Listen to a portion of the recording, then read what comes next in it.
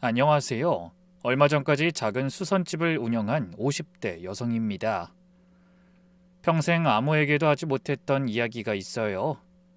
속으로만 삭히고 가슴에만 묻어두고 혼자서만 울었던 이야기요. 그런데 이제야 이렇게 사연을 쓰게 됐네요. 제가 이 나이 먹으면서 느낀 건 사람 마음이라는 게 참 알 수 없다는 거예요.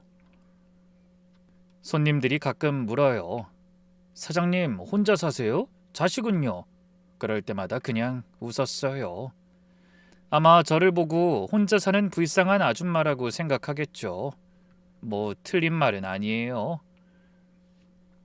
사실 오래전 이혼하면서 그때부터 혼자가 낫다고 생각했거든요. 20년 넘게 원망만 한 사람이 있었죠. 근데 얼마 전에야 모든 사실을 알게 됐습니다. 긴 세월을 지나와서야 알게 된 그날의 이야기를 지금부터 들려드릴게요. 저는 시골에서 삼남매 맞이로 태어났어요. 아버지는 제가 어릴 때 돌아가셨고 어머니 혼자서 저희 셋을 키우셨죠. 그때 시골에서 여자 혼자 아이 셋 키우는 게 얼마나 힘든 일인지 아마 요즘 사람들은 상상도 못할 거예요. 그런데 문제는 제가 어릴 때부터 몸이 약했다는 거예요. 심장이 안 좋았거든요. 그런 저를 업고 병원을 얼마나 다녔는지 몰라요. 병원비 때문에도 집안 살림은 항상 쪼들렸어요. 어머닌 그때부터 삭바느질까지 맡아 하셨어요. 옷 수선하고 이불 깁고 한 땀 한 땀 바느질해서 번 돈으로 약값을 마련하셨죠. 저도 그때부터 바느질을 배웠어요. 다른 아이들처럼 밖에서 뛰어놀 수가 없으니까 할 게 그것밖에 없기도 했고요. 다행히 크면서 심장은 많이 좋아졌어요.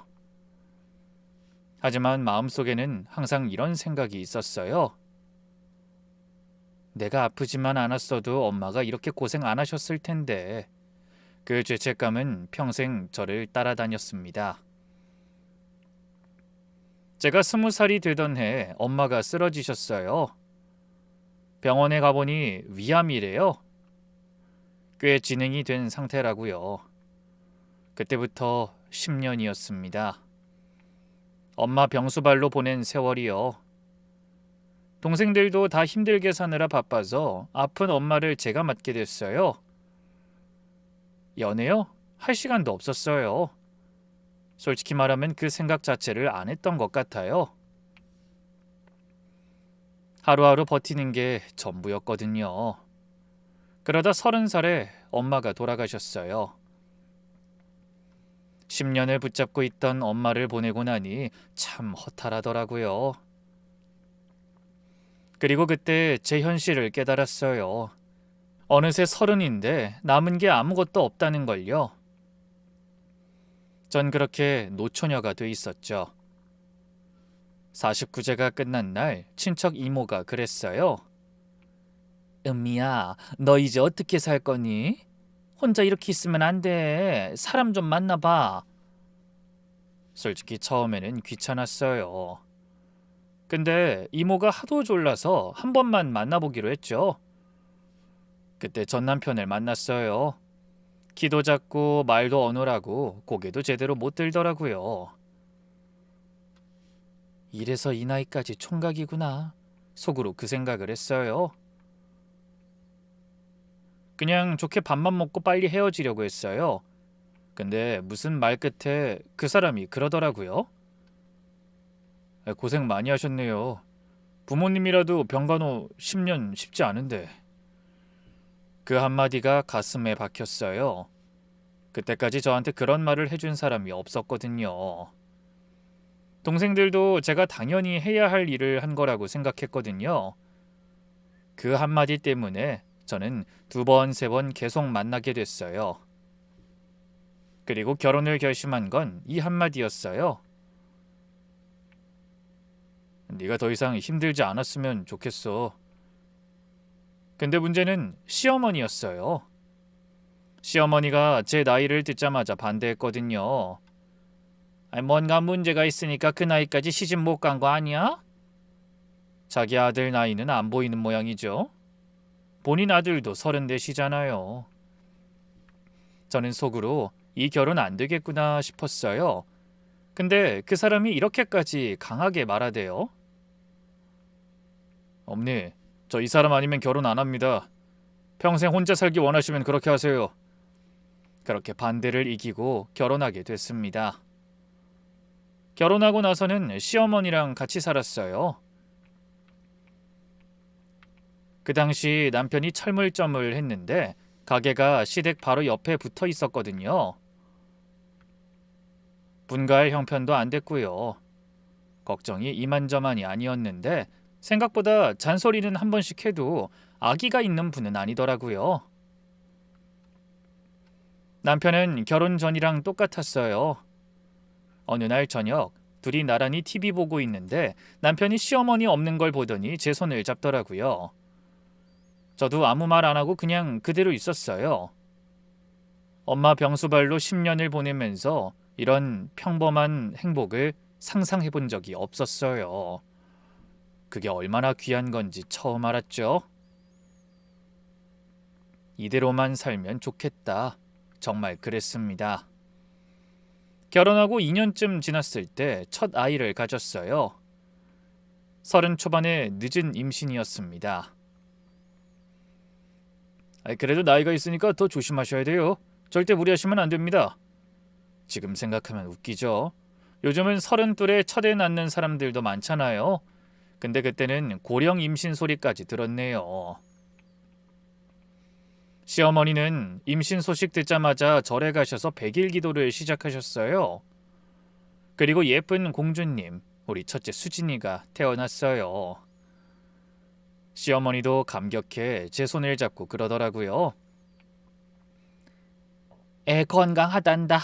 애썼다. 남편도 그 무뚝뚝한 그 사람이 눈물을 다 흘리더라고요. 결혼하고 처음 본 모습이었어요. 예쁘다 우리 딸. 고맙다. 우리한테 와줘서. 그 모습을 보는데 저도 눈물이 났어요. 고생 끝에 낙이 온다더니 하늘에서 엄마가 이제 행복하게 살라고 이런 가정을 만들어줬구나. 그때는 마냥 행복하게 살 날만 기다렸죠. 그런데 아이가 태어나고 난 뒤부터 병원에 가는 날이 많았어요. 아침에 아이한테 젖을 먹이고 있는데 갑자기 아이가 이상해진 거예요. 숨을 헐떡이면서 입술이 새파랗게 질리더니 나중엔 축 늘어졌어요. 난생 처음 그런 걸 보니까 정신이 하나도 없었죠. 여보, 애가 이상해. 남편이 와서 아이의 상태를 보고 놀라서 곧장 아이를 들쳐안고 병원으로 갔어요. 몇 시간이 지났는지 모르겠어요. 해가 질 무렵에야 남편이 돌아와서 아이를 제품에 안겨주면서 그러더라고요. 괜찮대. 그 폐렴 오기 직전이었다는데 금방 나을 거야. 약이랑 먹어서 괜찮아. 저는 한시름 놓았어요. 근데 그날 이후로 아이는 종종 아팠어요. 열이 나는 날이 잦았고 먹은 걸 자꾸 토했어요. 분유를 먹이면 반 이상을 개워내고 밤새 보채다가 새벽녘에야 겨우 잠들고. 저도 같이 뜬 눈으로 밤을 새우는 날이 많았어요. 그쯤 저는 둘째를 임신했습니다. 근데 문제는 입덧이 너무 심했다는 거예요. 무슨 냄새만 맡아도 속이 뒤집히고 종일 화장실만 들락날락했어요. 첫째 땐 이 정도까지 심하진 않았거든요. 조금만 움직여도 어지러웠어요. 그러다 보니 첫째를 제대로 보기가 힘들었죠. 그래서 아이가 아플 때마다 남편이 저를 대신해서 아이를 데리고 병원에 갔다 오곤 했어요. 당신 몸도 안 좋은데 둘째 생각해서라도 집에 있어. 나 혼자 갔다 올게. 그리고 항상 남편은 병원에서 돌아올 때마다 대수롭지 않다는 듯 그렇게 말했죠. 별거 아니래. 그냥 좀 약하게 태어나서 그런 거라는데 크면서 좋아질 거래. 근데 계속 제 마음 한구석에 미안함이 있었거든요. 한 살이라도 더 젊을 때 나았으면 건강하지 않았을까. 그런 생각이 머릿속을 떠나지 않았어요. 그러던 어느 날이었어요. 갑자기 배가 아프기 시작했어요. 처음에는 입덧 때문이겠거니 했는데 점점 심해지더라고요. 화장실에 갔더니 피가 비쳤어요. 병원에 갔을 때 의사 선생님이 고개를 저으며 말했죠. 죄송합니다. 유산이네요. 둘째를 잃고 저는 병원 침대에 누워서 펑펑 울었어요. 남편은 제 옆에 앉아 있었는데 아무 말도 안 하더라고요. 그냥 제 손만 잡고 있었어요. 미안해. 내가 몸조리를 못해서 다 내 잘못이야. 내가 조심했으면. 아니야, 당신 잘못 절대 아니라니까. 남편은 그렇게 말했지만 저는 자책을 멈출 수가 없었어요. 난 엄마 자격이 없는 건가? 별별 생각이 다 들었어요. 유산 후에 몸도 마음도 전부 망가진 상태였거든요. 그래도 첫째가 있으니까 그 생각으로 버텼습니다. 그때부터였어요. 이 아이만은 꼭 지켜야 한다. 그 생각이 더 강해진 것 같아요. 그래서 첫째한테 집착하게 됐죠.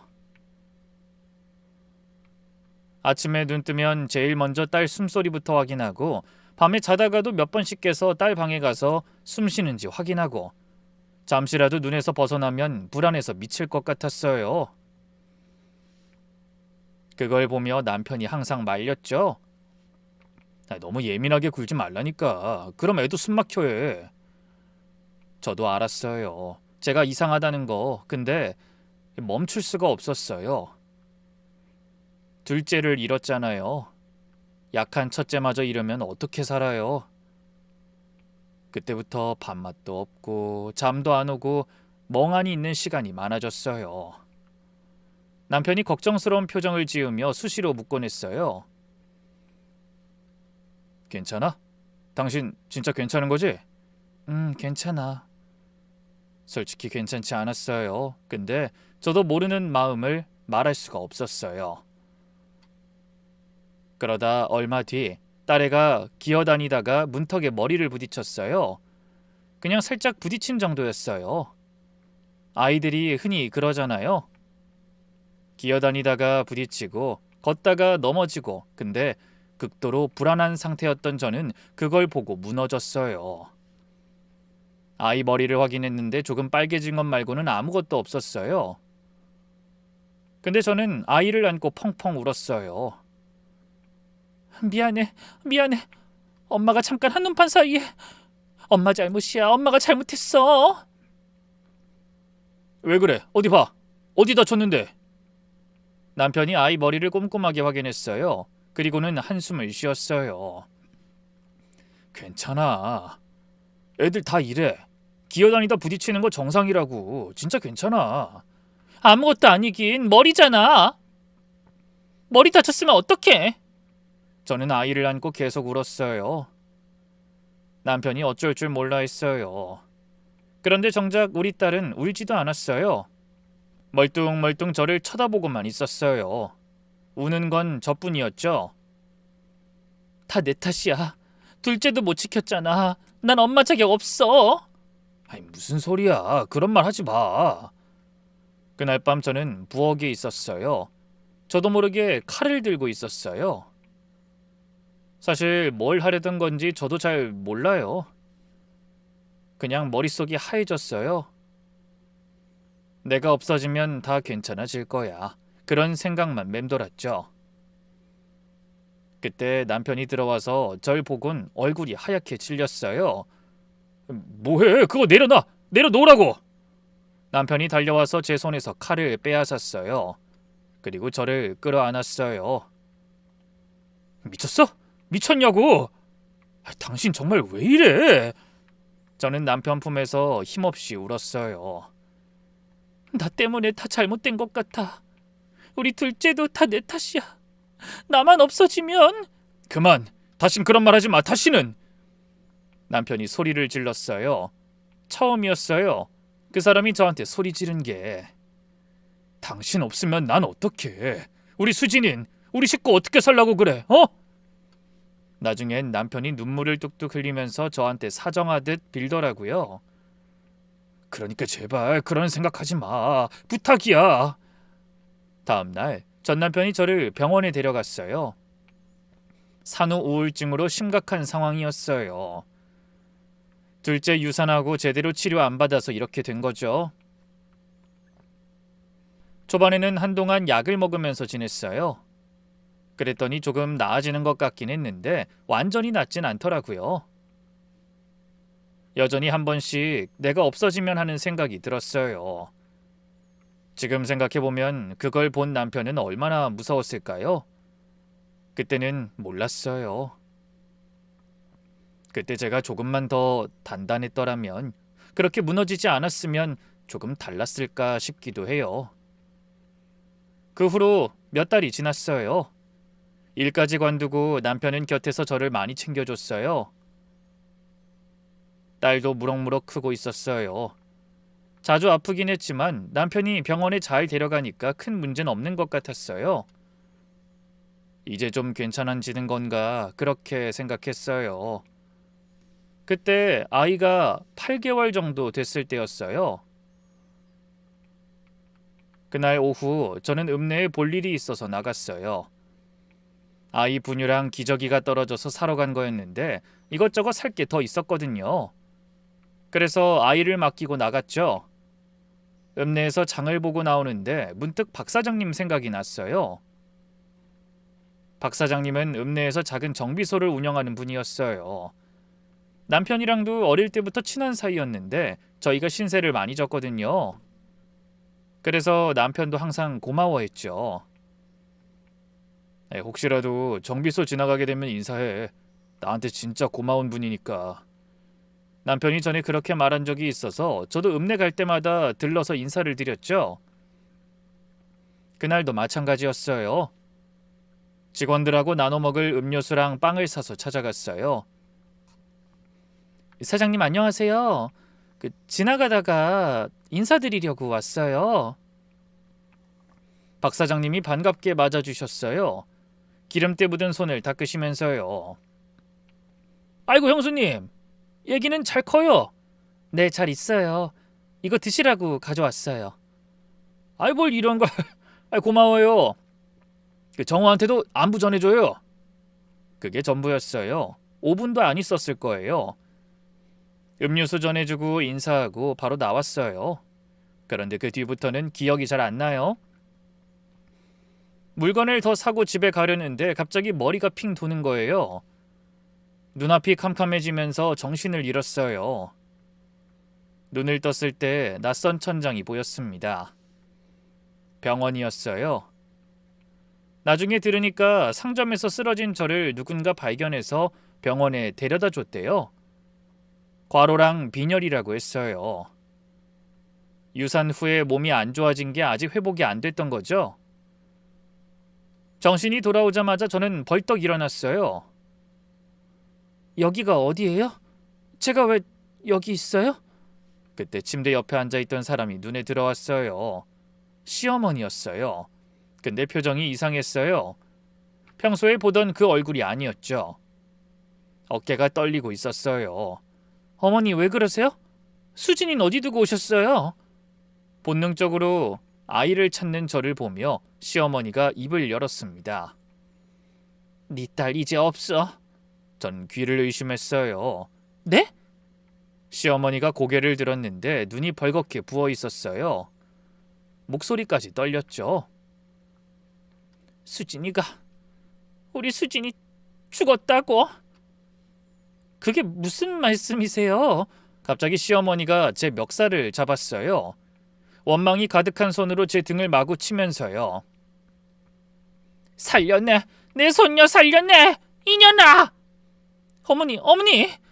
너 때문이야. 네가 없는 사이에 애가 죽었어. 네 년이 그러는 동안 애가 죽었다고. 그게 무슨... 아니에요. 거짓말이죠. 거짓말이면 내가 왜 이러겠어. 왜? 시어머니가 울부짖었어요. 병실이 떠나가라 소리를 지르셨어요. 간호사들이 뛰어들어와 시어머니를 말렸어요. 저는 아무것도 못하고 멍하니 앉아 있었어요. 오늘 아침까지 내 품에서 젖 먹던 아이가 갑자기 죽다니요?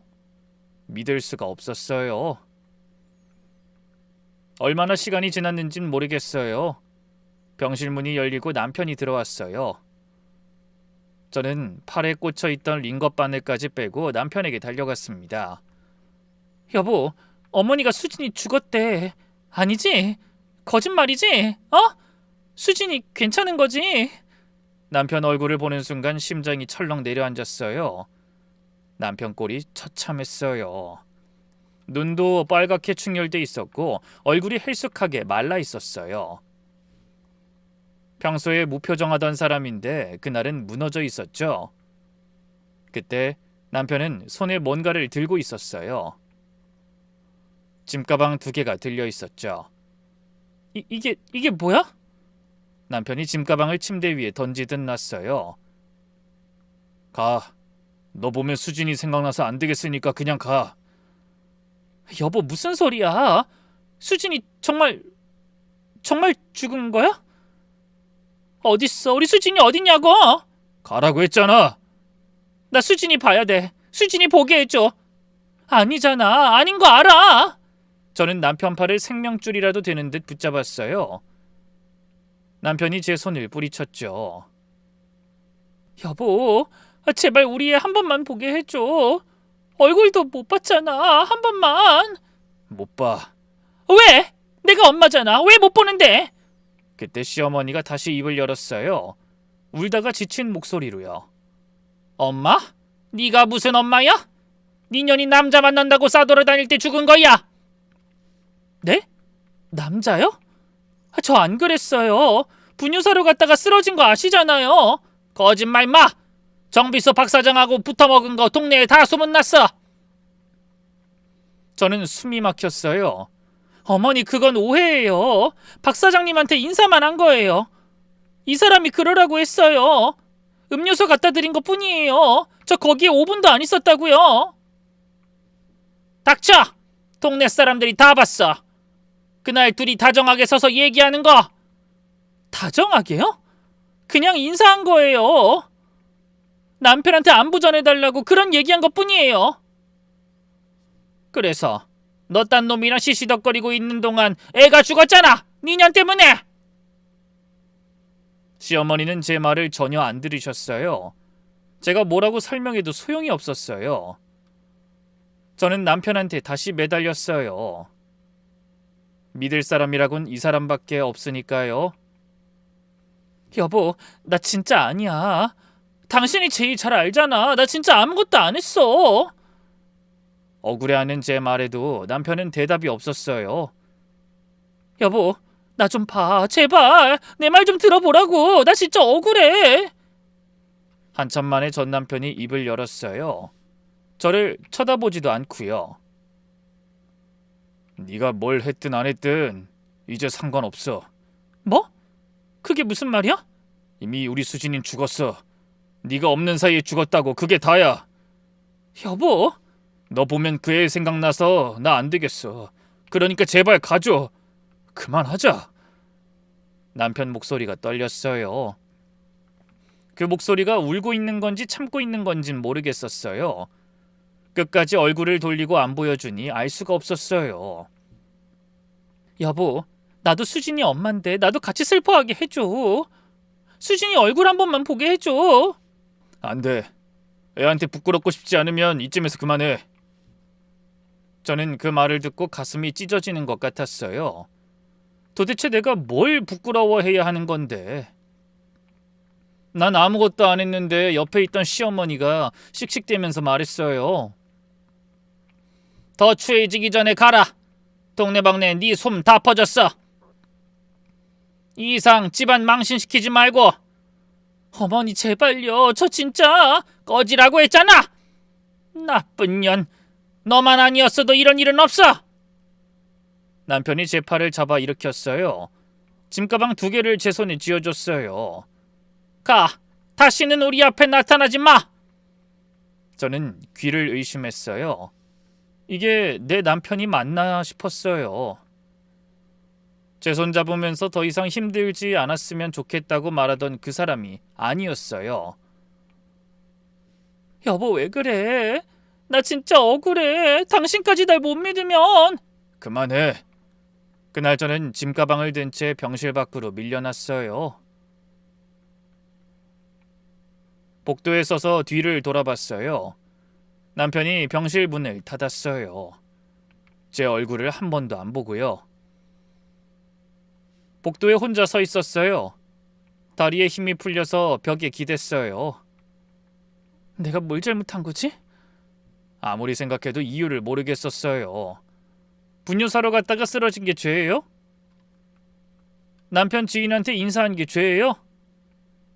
근데 아무도 제 말을 안 들어줬어요. 결국 병원을 나와서 작은 여관방을 잡았어요. 가진 돈이 얼마 없어 제일 싼 방으로요. 좁은 방에 앉아서 멍하니 벽만 바라봤어요. 우리 애가 죽었다. 아무리 되뇌어도 믿기지 않았어요. 제 눈으로 봐야겠다 결심했죠.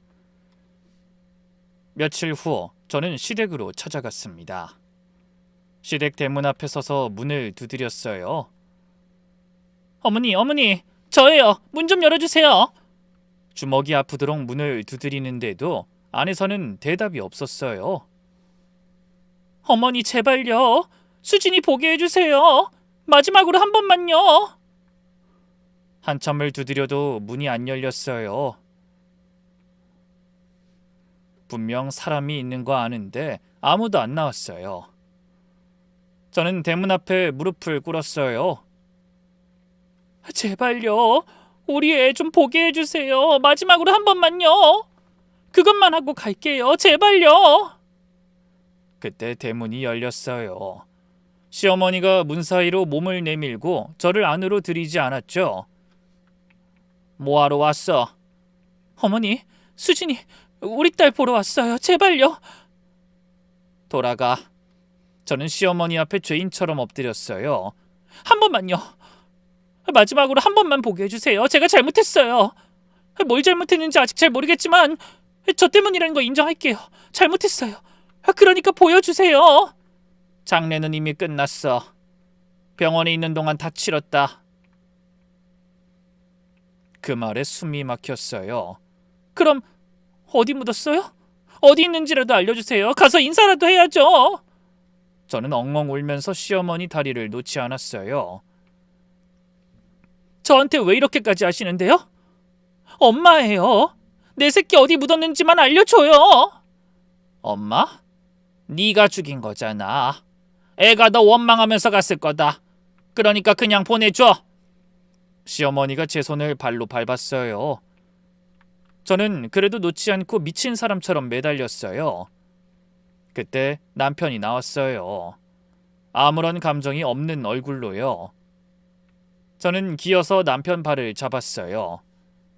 여보, 수진이 어디 묻었는지만 알려줘. 가서 한 번만 볼게. 난 얼굴도 못 봤잖아. 어? 남편이 저를 가만히 내려다봤어요.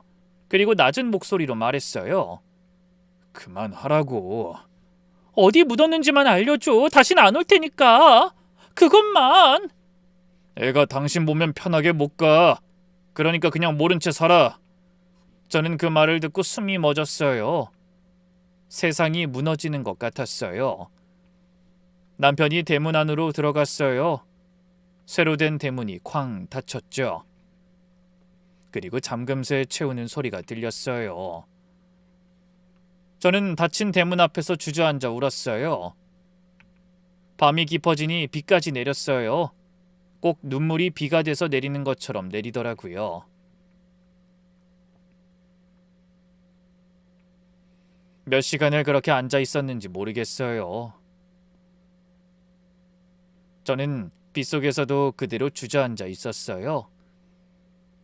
온몸이 젖어도 상관없었어요. 수진아, 엄마가 미안해. 미안해. 그렇게 울다가 정신을 잃었어요. 며칠이 더 지났어요. 전 거의 미쳐가고 있었어요. 아무것도 못 먹고 잠도 못 자고 울기만 했어요. 가끔 우리 애가 꿈에 나와서 제 손을 잡으려고 뻗는 걸 보면 미칠 것 같았어요. 그때 시어머니가 찾아왔어요. 손에 이혼 서류를 들고요. 여기 도장 찍어라. 이걸로 끝내자. 너를 위해서도 그게 좋아. 저는 힘없이 이혼 서류에 도장을 찍었습니다. 그렇게 모든 것이 끝났어요. 내 아이 얼굴도 못 보고 어디 묻혀 있는지도 모른 채로요. 그때 가진 거라곤 몸뚱이 하나뿐이었어요. 어머니 돌아가시고 동생들은 연락도 잘 안 됐어요. 정말 기댈 곳이 없었습니다. 저는 작은 쪽방을 구해 폐인처럼 살았습니다. 밥도 안 먹고 씻지도 않고 눈만 뜨면 딸 생각이 났거든요. 내가 죽인 거야. 그 생각이 떠나질 않았어요. 그러다가 돈이 떨어지면 닥치는 대로 일했어요. 식당 주방 보조, 파출부, 공장 일용직. 근데 오래 못 버텼어요. 정신이 없으니까 일을 제대로 못 하겠더라고요. 욕먹고 쫓겨나고 또 다른 일 찾고 그게 반복됐어요. 어느 날 새벽 한강 다리 위에 서 있었어요. 난간을 잡고 아래를 내려다봤죠. 한 발짝 내디디려는 순간 어디선가 울음소리가 들렸어요. 우렁차게 우는 갓난아이 울음소리요. 꼭 우리 애가 저한테 그러지 말라고 말리려고 우는 것 같았어요. 환청이었겠죠? 근데 그 소리가 너무 생생해서 뛰어내리지 못했어요. 그때부터 정신을 차리고 일을 구했어요. 엄마 곁에서 배운 바느질 솜씨가 있었으니까 수선 일을 시작했어요. 처음에는 남의 가게에서 일하다가 몇 년 모은 돈으로 작은 가게를 냈어요. 시장 골목 안쪽에 간판도 제대로 없는 조그만 수선집이요. 그렇게 마음 깊이 아이를 묻은 채 살았어요. 아무한테도 과거를 말한 적 없어요. 아이 기일로 짐작되는 날마다 혼자 밥을 차렸어요. 기억 속에서 아이 얼굴을 그려가면서 울었죠. 차라리 그때 같이 죽었으면. 그 생각을 수천 번은 한 것 같아요. 그날도 평범한 저녁이었어요. 수선집 문 닫고 집에 돌아와서 저녁 대충 해 먹고 TV나 보다가 잘 생각이었죠. 매일 똑같은 하루였어요. 그때 전화가 울렸습니다. 모르는 번호라서 요즘 스팸 전화가 하도 많아서 안 받으려다가 2번이 와서 받았어요. 여보세요? 한동안 아무 소리도 안 들렸어요. 끊으려는데 떨리는 목소리가 들리더라고요. 은미야. 그 목소리를 듣고 심장이 멎는 줄 알았어요. 나다, 시어머니. 20년 동안 한 번도 듣지 못했던, 내내 원망만 하고 살았던 그 목소리였어요. 내 자식 마지막도 못 보게 한 독한 인간이잖아요. 손에서 전화기를 놓칠 뻔했어요. 은미야, 듣고 있냐? 실은 내가 할 말이 있어서. 끊으려고 했어요. 이 사람이 나한테 무슨 할 말이 있어요. 내 딸 마지막도 못 보게 만들고 바람 피웠다는 누명까지 씌우고. 그때 한이 아직도 응어리로 맺혀 있었죠. 근데 끊지 못했어요. 그때와는 목소리가 너무 달랐거든요.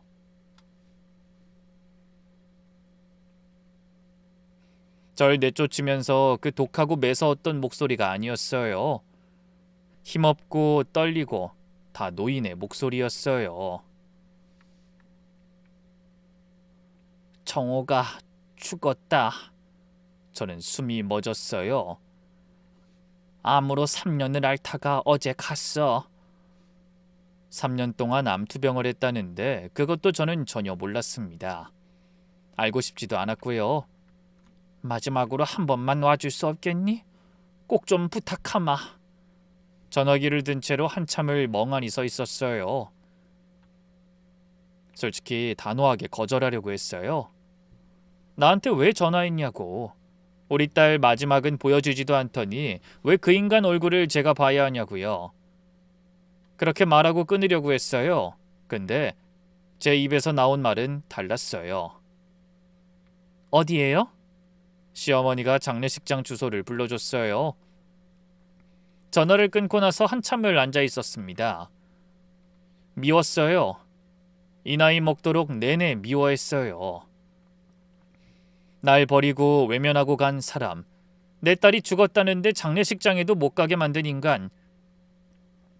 그런데도 정이 뭔지 가슴이 아프더라고요. 한때는 내 남편이었으니까요. 그래, 마지막이니까 인사는 하고 보내줘야지. 다음 날 아침, 저는 장례식장으로 향했습니다. 버스를 2번 갈아타고 1시간 반을 달려서 도착했어요. 시골 읍내에 있는 작은 장례식장이었어요. 건물도 낡았고 주차장도 좁았죠. 장례식장 앞에 서니까 다리가 떨렸어요. 내가 왜 여기 와 있는 거지? 돌아갈까 생각도 했어요. 근데 발이 안 떨어지더라고요. 결국 저는 장례식장 안으로 들어갔습니다. 안은 한산했어요. 조문객도 거의 없었죠. 한쪽 구석에 고 이정호라고 적힌 안내판이 보였어요. 그 이름을 보는 순간 가슴이 철렁 내려앉았어요. 마지막으로 이혼 서류에 적힌 그 이름을 장례식장 안내판에서 보니까 이상한 기분이 들었어요. 저는 영정사진이 있는 빈소로 천천히 걸어갔어요. 안에는 사람이 몇 명 없었어요. 어르신 서너 명이 앉아 계셨고 영정사진 앞에 상주가 서 있었어요. 20대 초반으로 보이는 여자였어요. 검은 옷을 입고 머리는 단정하게 묶고 있었죠. 저를 내쫓고 나서 다른 여자 만나 재혼했구나. 그래서 딸이 있구나. 생각하니 씁쓸했어요. 근데 이미 세월이 얼마나 지났는데 당연히 새 가정을 꾸렸겠죠. 저도 그럴 수 있었는데 안 한 거고요. 그런데 이상하게 발이 안 떨어지더라고요. 혹시나 고인과 무슨 사이냐고 물으면 뭐라고 설명해야 할까 싶기도 하고 그때 상주와 눈이 마주쳤어요. 저를 보더니 표정이 미묘하게 변했어요. 뭔가를 알아본 것 같은 느낌이었죠. 굳어있는 절 보더니 상주가 천천히 제 쪽으로 걸어왔어요. 혹시... 상주가 제 앞에 멈춰섰어요. 저는 그 얼굴을 바라봤어요. 그런데 어딘가 모르게 너무 익숙한 거예요. 내가 이 얼굴을 어디서 봤더라? 눈매, 코, 입술 하나하나 뜯어볼수록 이상했어요. 저 얼굴을 분명히 어디서 봤는데 근데 정확히 떠오르진 않았어요. 그 순간 우리 딸이 생각났어요. 그 아이가 살아있었으면 지금 이런 얼굴이겠구나 싶었죠. 갑자기 그 생각이 드니 저도 모르게 다리에서 힘이 빠졌어요. 어머, 괜찮으세요? 상주가 제 팔을 잡았어요. 그 손길이 닿는 순간 온몸에 전류가 흐르는 것 같았어요. 저기 괜찮으세요? 안색이 너무 안 좋은데. 죄송해요. 죄송합니다. 상주가 제 팔을 잡고 부축하려 했어요. 저는 연신 죄송하단 말만 하고 도망쳤습니다. 미친 사람처럼 앞만 보고 뛰었어요. 어디로 가는지도 모르고 그냥 계속 뛰었어요. 복도를 달려서 화장실로 들어갔어요. 맨 안쪽 칸에 들어가서 문을 잠갔어요. 변기 뚜껑에서 주저앉아서 울었습니다. 손으로 입을 틀어막고서 하염없이 울었어요. 근데 점점 참을 수가 없었어요. 왜? 잊었다고 생각했거든요. 솔직히 그때 시댁에서 나와 혼자 지내면서 처음엔 어린애들만 지나가도 눈물이 났는데 이제는 괜찮아졌다고 생각했거든요. 기일마다 울기는 해도 평소에는 무너지지 않을 수 있다고 생각했거든요. 근데 가슴이 너무 아팠어요. 갑자기 저 얼굴을 보는 순간 가슴속에서 뭔가가 터져 나온 거예요. 20년간 꾹꾹 눌러놓은 게 한꺼번에 쏟아져 나온 기분이었어요. 잊으려고 발버둥 쳤던 게 소용없어졌어요. 수진아, 내 딸 수진아. 저는 중얼거렸어요. 20년 동안 혼자서만 불렀던 그 이름이요. 저는 주먹으로 허벅지를 쳤어요. 그 아픔이 차라리 나았어요. 가슴이 찢어지는 것보다는요. 얼마나 울었는지 모르겠어요. 눈물이 더 이상 안 나올 때까지 운 것 같아요. 눈이 퉁퉁 부어서 앞이 안 보일 때까지 울었어요. 그때 화장실 문을 두드리는 소리가 들렸어요. 저기 안에 계세요? 아까 그 상주로 서 있던 여자 목소리였어요. 저는 목이 메어 대답을 못했어요. 저 할 말이 있어요. 잠깐만 나와주시면 안 될까요? 목소리가 떨리고 있었어요. 저는 망설였어요. 솔직히 나가고 싶지 않았어요. 저 얼굴을 다시 보고 싶지 않았거든요. 보면 또 딸 생각이 나서 처참하게 무너질 테니까요. 저 아버지가 돌아가시기 전에 말씀하신 게 있는데 얘기 좀 할 수 있으세요? 저는 떨리는 손으로 문을 열었어요. 문 앞에 그 여자가 서 있었어요. 전 가만히 고개를 끄덕였어요. 자리를 옮겨간 휴게실은 조용했어요. 상주와 저는 구석진 자리에 앉았어요. 상주가 자판기에서 따뜻한 음료를 뽑아와서는 제 손에 쥐어줬어요. 드세요. 손이 차가우시네요. 저는 음료를 받아들고도 손이 떨려서 마시지 못했어요. 상주는 천천히 제 맞은편에 앉았어요. 가까이서 보니까 더 이상했어요. 저하고도 닮은 느낌이 있더라고요. 제가 먼저 떨리는 목소리로 물었어요. 저기 실례지만 저를 어떻게 알아요? 전 남편이 제 얘기를 했어요? 네, 많이요. 저는 이해가 안 됐어요. 나를 쫓아낸 사람이 왜 내 얘기를 했을까 싶어서요. 그 사람이 재혼해서 낳은 딸인 거죠? 저에 대해 뭐라고 했는지 모르겠지만 제 질문에 상주가 이상한 표정을 지었어요. 재혼이요? 아버지 재혼 안 하셨는데요. 네? 머릿속이 하얘졌어요. 재혼을 안 했으면 그럼 이 사람은 누구지? 그럼 그 사람하고는 어떻게 되는 거예요? 저는 딸인 줄 알고. 네, 친딸 맞아요. 저 이수진이에요.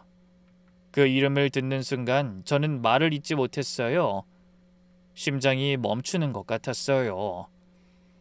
여태 혼자 가슴으로만 불렀던 이름, 길마다 밥 차려놓고 불렀던 이름, 한강다리 위에서 울면서 불렀던 이름.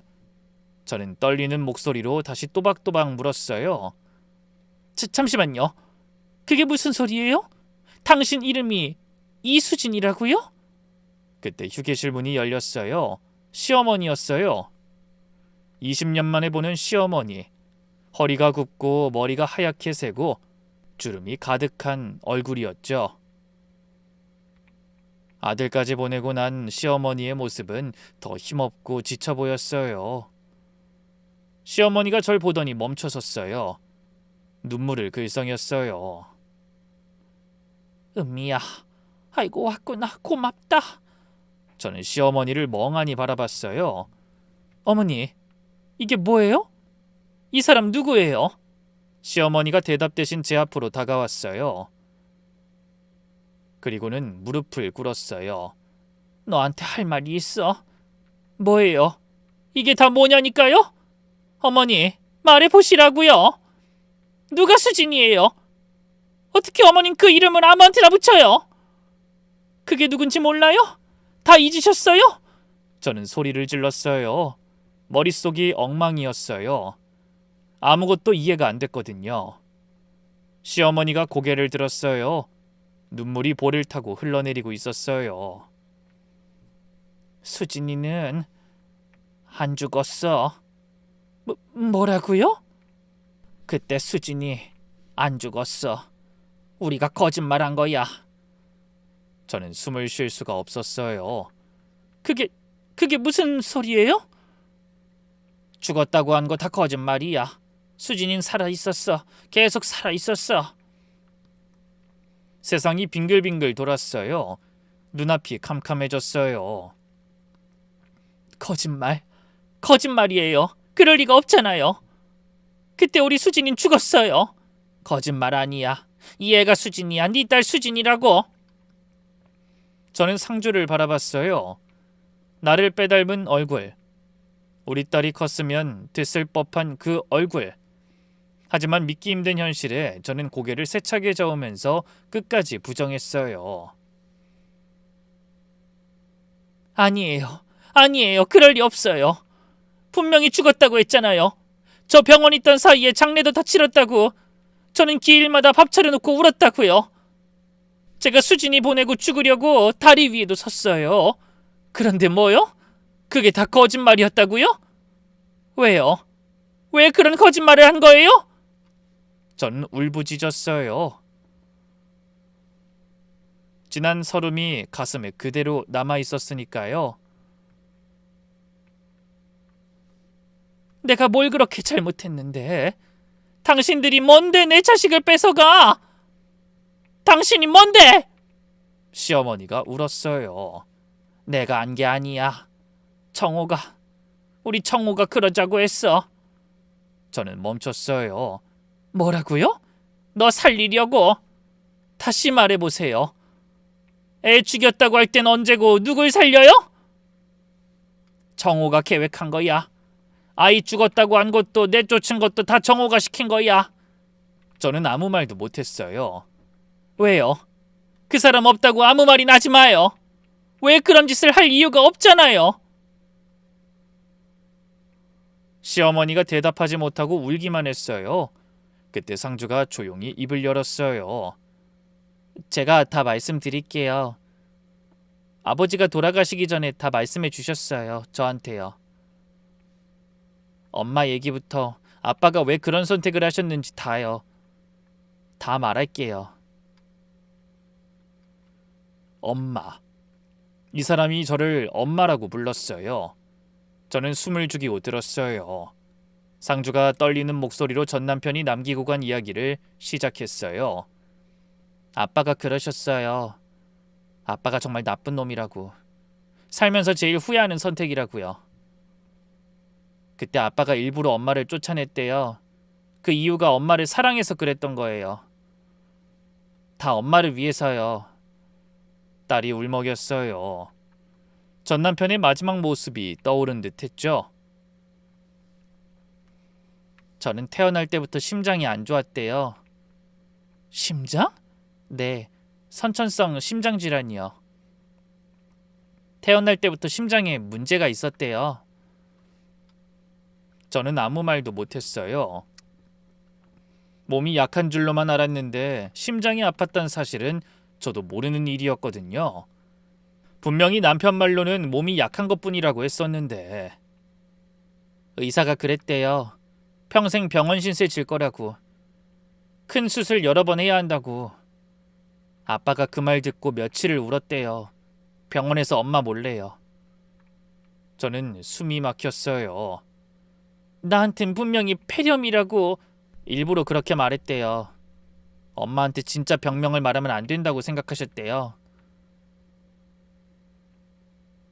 왜? 내가 엄마인데 왜 나한테 말하면 안 되는데? 어떻게 그런 걸 숨겨?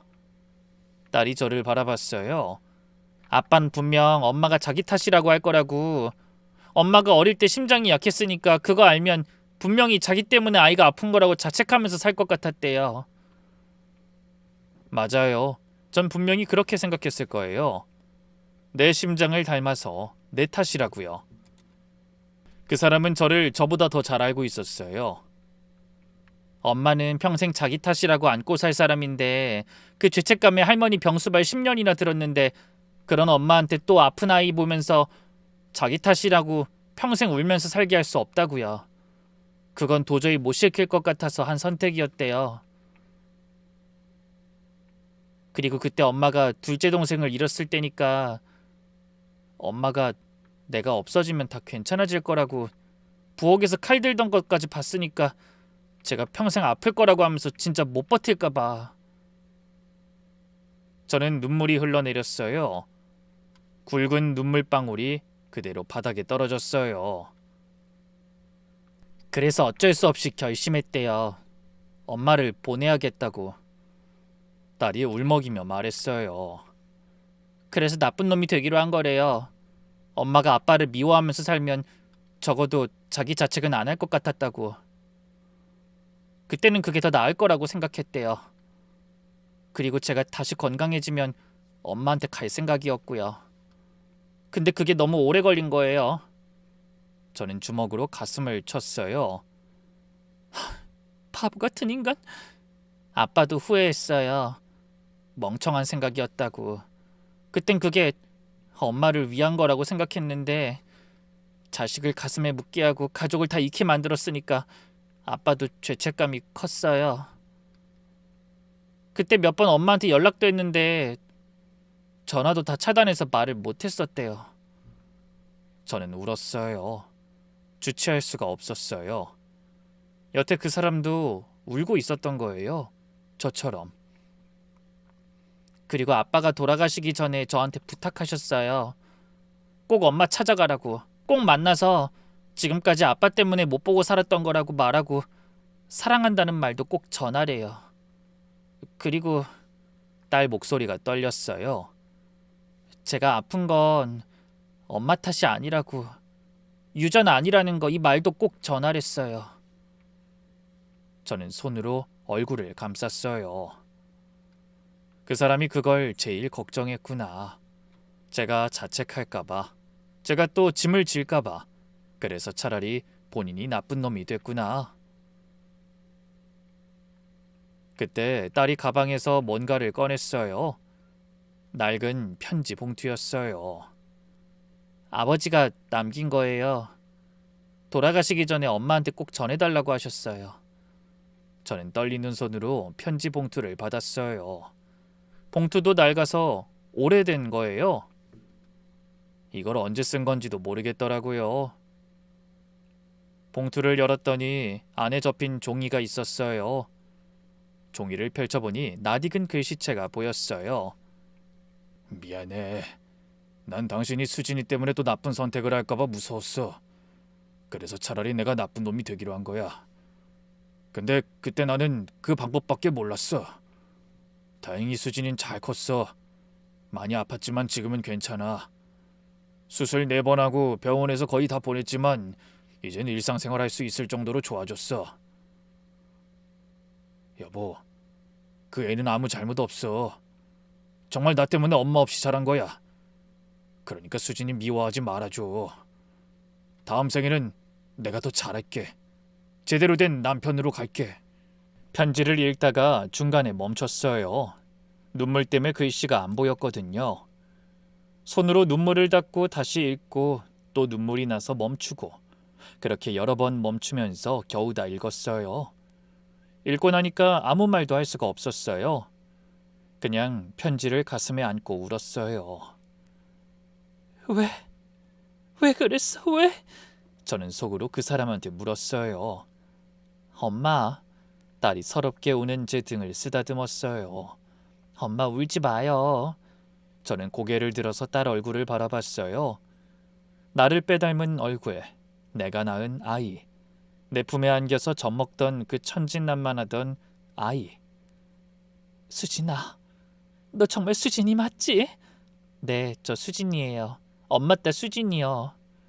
저는 딸 얼굴을 두 손으로 감쌌어요. 따뜻했어요.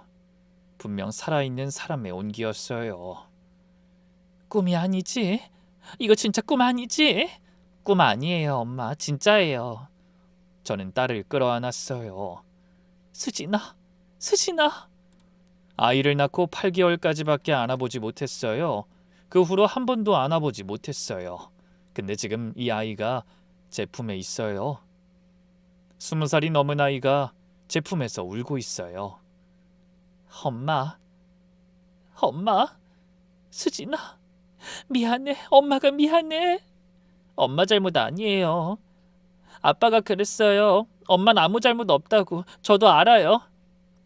그래도 미안해. 옆에 있어주지 못해서 미안해. 우리는 한참을 그렇게 울었어요.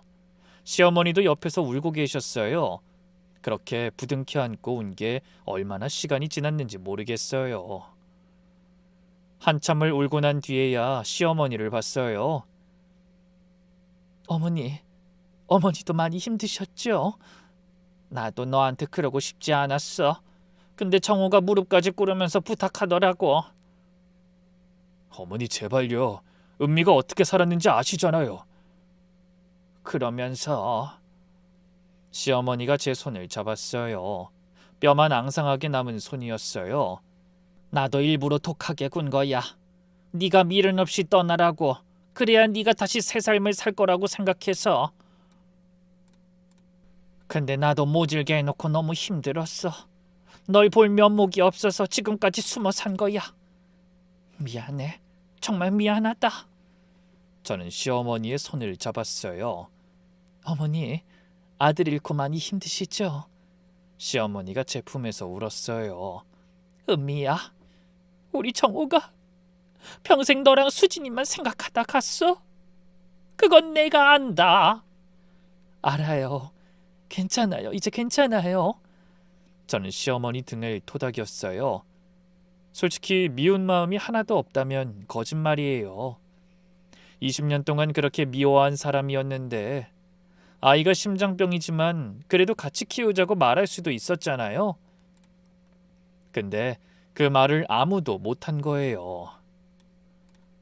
그러니까 모두가 이렇게 어리석은 방법을 선택한 거겠죠? 근데 이제 알았어요. 다 그 사람 때문이었어요.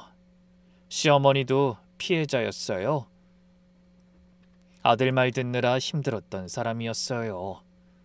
저희를 바라보며 딸은 연신 흐르는 눈물을 닦고 있었어요. 저는 딸한테 먼저 손을 내밀었어요. 수진아, 이리 와. 엄마한테 와. 딸애가 제 품으로 왔어요. 우리 셋은 서로를 끌어안고 한참을 울었어요. 좁은 장례식장 휴게실에서 사람들 눈치 안 보고 그냥 펑펑 울었어요. 한참을 울고 나서야 겨우 정신을 차렸어요. 딸이 제 손을 잡고 말했어요. 엄마, 나 얘기해 줄 것 더 있어. 뭔데? 나 지금은 많이 좋아졌어. 수술 4번 하고 병원에서 10년 넘게 살았지만 지금은 일상생활 할 수 있을 정도야. 약 먹고 정기검진 받으면 돼.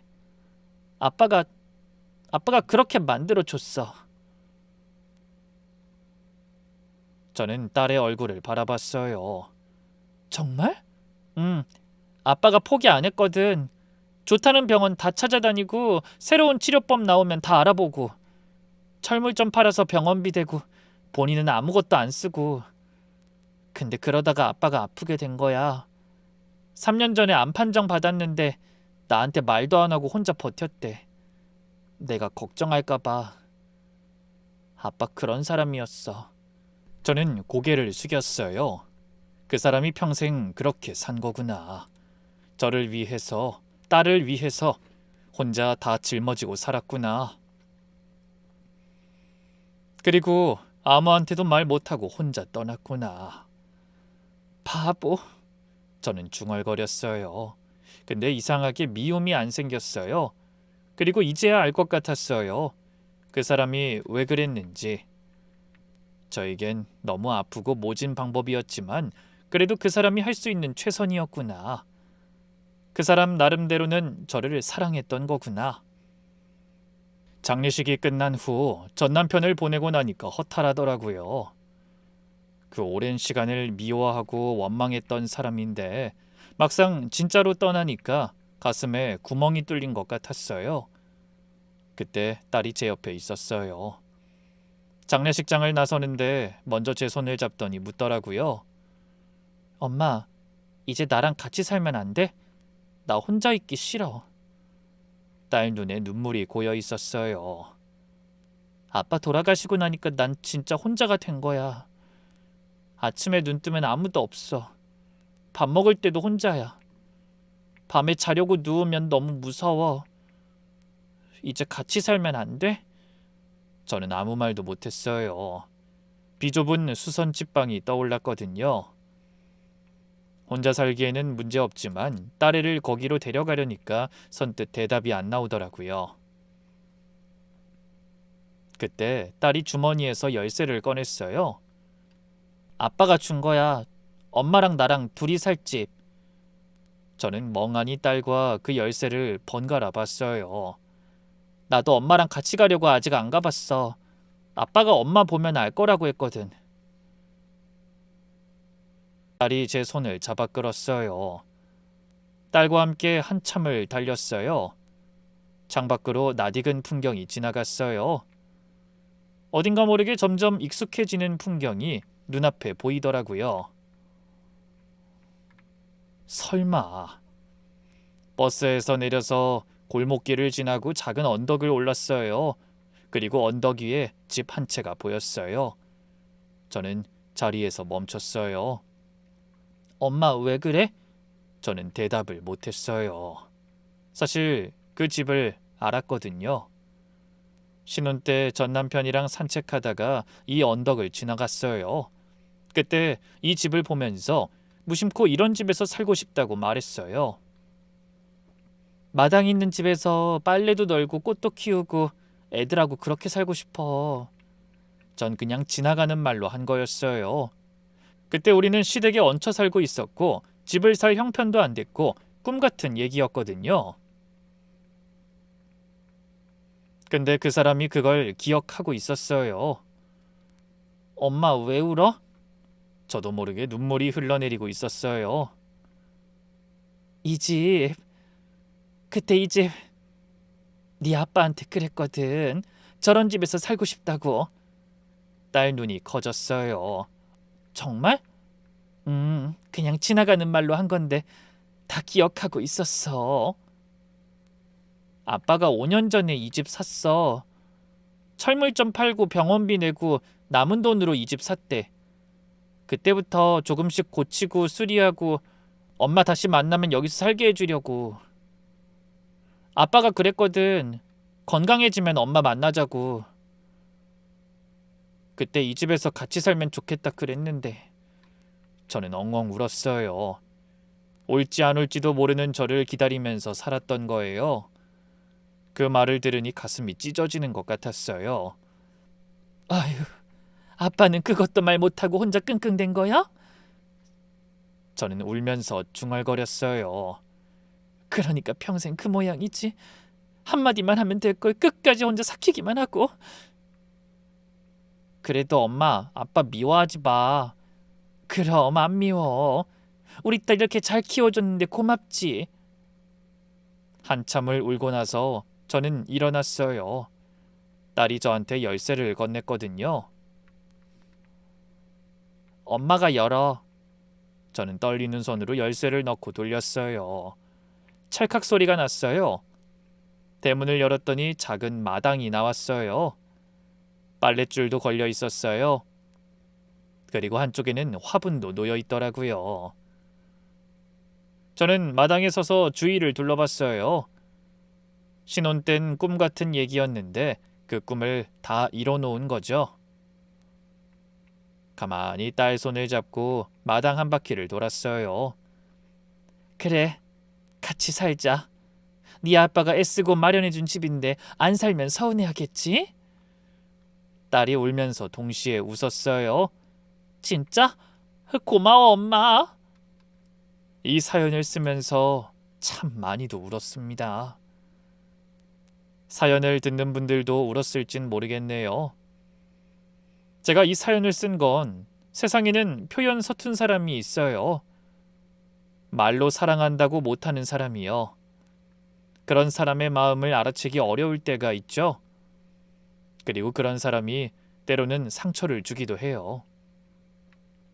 제 전남편처럼 방법이 틀려서 돌이킬 수 없는 일이 되기도 하죠. 그래서 저도 그 사람도 20년을 울면서 산 거예요. 근데 이제는 그 사람을 용서했어요. 아니, 용서란 말도 이상하긴 하네요. 그냥 이해하게 된 거죠. 이제 남은 시간은 딸과 함께 보내려고 해요. 그 사람이 마련해준 따뜻한 이 집에서 함께요. 그동안 엄마로서 못해준 것들도 다 해주려고 합니다. 저처럼 누군가를 원망하면서 사는 분이 계시다면 이 말을 해드리고 싶어요. 상대가 상처를 준 건 맞지만 그게 전부가 아닐지도 몰라요. 그러니 마음 한 곳에는 여유를 두셨으면 해요. 언젠가 진실을 알게 될 날이 올 수도 있으니까요. 제 이야기는 여기서 마칠게요. 긴 사연 읽어주셔서 감사합니다.